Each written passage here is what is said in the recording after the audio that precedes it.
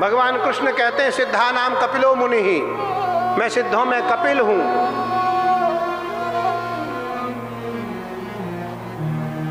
आपको इतिहास कर्दम ऋषि का, कर्दम ऋषि भगवान नारायण के परम उपासक हैं और कर्दम ऋषि ने 100 वर्षों तक तप किया एक अच्छी पत्नी को प्राप्त करने के लिए।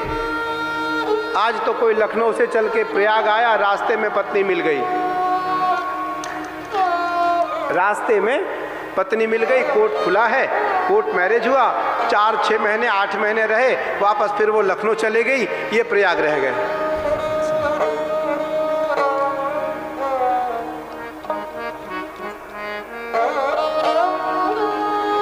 वर्षों तक तप हुआ।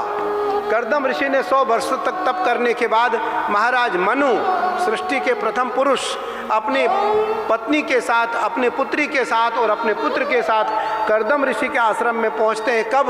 जब नारायण ने कर्दम ऋषि को दर्शन दिया और कर्दम ऋषि से पूछा नारायण ने कि क्या चाहते हो तुम, तो कर्दम ने कहा नहीं नहीं, मैं तो केवल तप कर रहा था आपको पाने के लिए। नारायण ने कहा देखो मैं तुम्हारे दिल की बात जानता हूँ, तुम अच्छी पत्नी को पाने के लिए तप कर रहे थे, मैंने तुम्हारे लिए शादी तय कर दिया है, कोई अपनी बेटी को लेकर के आ रहा है उसे स्वीकार कर लेना।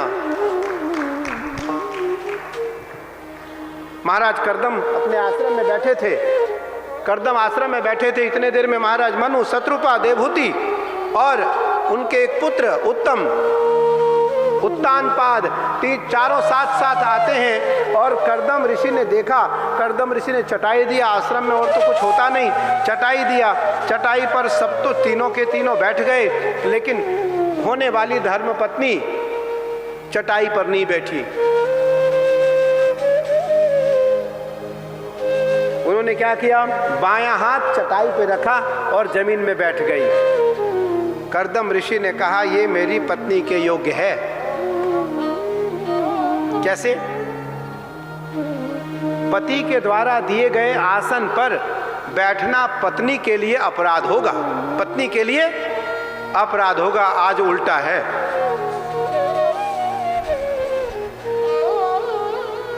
और महाराज कर्दम ने महाराज मनु से कहा, कर्दम ने महाराज मनु से कहा कि मुझे तुम्हारी बेटी स्वीकार है, लेकिन एक शर्त है मेरा। बोले क्या? बोले एक संतान होने के बाद मैं संन्यास ले लूंगा, एक संतान होने के बाद मैं संन्यास ले लूंगा। देवहूति बोल पड़ी महाराज मैं भी तपस्विनी हूं, मैं भोगी नहीं हूं, मुझे भी आपका शर्त स्वीकार है। और शादी हुई, शादी के बाद पुनः 100 वर्षों तक तप हुआ, 100 वर्षों तक तप होने के बाद भी कोई संतान नहीं हुआ, 9 कन्याएं हुई। फिर 100 वर्षों तक तप हुआ, 300 वर्ष हो गए, 100 वर्ष तप हुआ अच्छी पत्नी को पाने के लिए, पुनः 100 वर्ष तप हुआ अच्छे संतान को पाने के लिए, संतान की प्राप्ति नहीं हुई, पुनः 100 वर्ष का तप हुआ अच्छे संतान को पाने के लिए, तो भगवान कपिल का प्रादुर्भाव हुआ। तो सिद्धा नाम कपिलो मुनि ही, सिद्धा नाम कपिलो मुनि। तब भगवान ने कहा मैं सिद्धों में कपिल हूं। बोलिए कपिल भगवान की जय। नारायण नारायण नारायण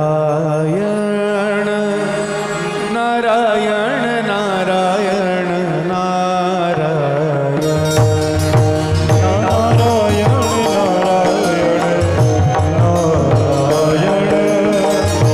नारायण नारायण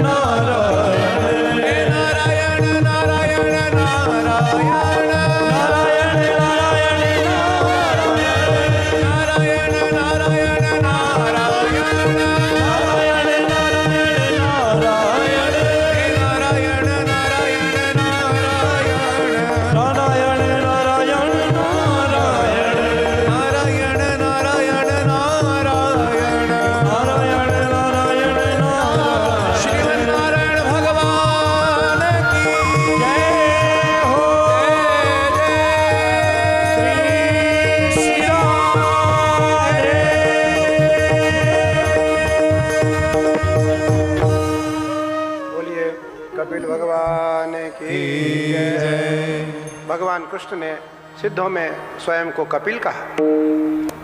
हमारी भारतीय परंपरा में एक पुत्र ने एक पिता को ज्ञान दिया और एक पुत्र ने एक माँ को ज्ञान दिया।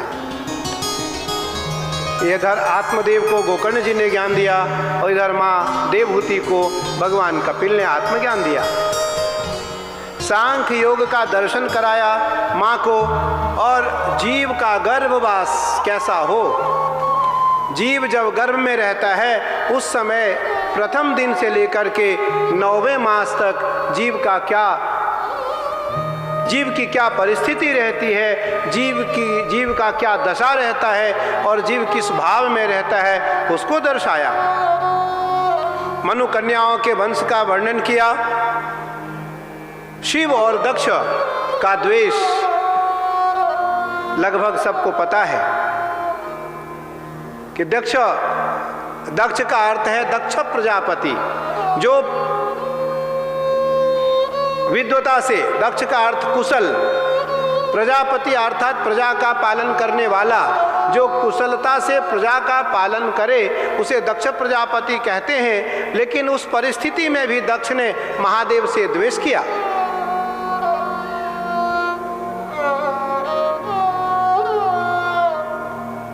महादेव और दक्ष प्रसंग को हम कल सायंकालीन 3 बजे से 7 बजे के बीच इस कथा को श्रवण कराएंगे। कथा देखो, बहुत कथा के लिए आया है कि हरि अनंत हरि कथा अनंता, गावहि सुनहि बहुविधि सब संता। और रामायण सतकोटि अपारा। कितने रामायण हैं? 7 करोड़। 7 करोड़ रामायण हैं। इसलिए हमें कथा सुननी है। जो कथा हम सुनेंगे उसी से हमारा कल्याण होगा।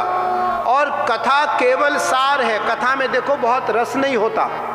ये 3 दिन तक कथा जो है ना, पहले दिन कल चला गया, आज है और कल है।